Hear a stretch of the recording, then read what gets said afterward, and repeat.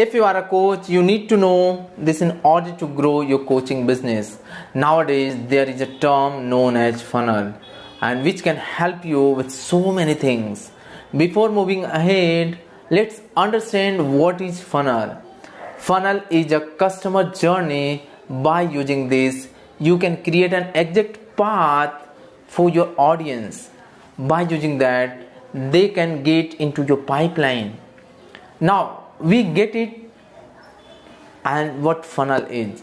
Now it's time to know about the benefit of the funnel and how can it help you to grow your coaching business. The best quality of the funnel is to filter your audience. The moment to start filtering your audience, you get the clear difference between those who are generally your fan or your potential buyer, or those who just came across your landing page for fun and who are not interested in your product or services. That's it. And this is the best thing, I guess, to find out our potential customers. Hope this helped.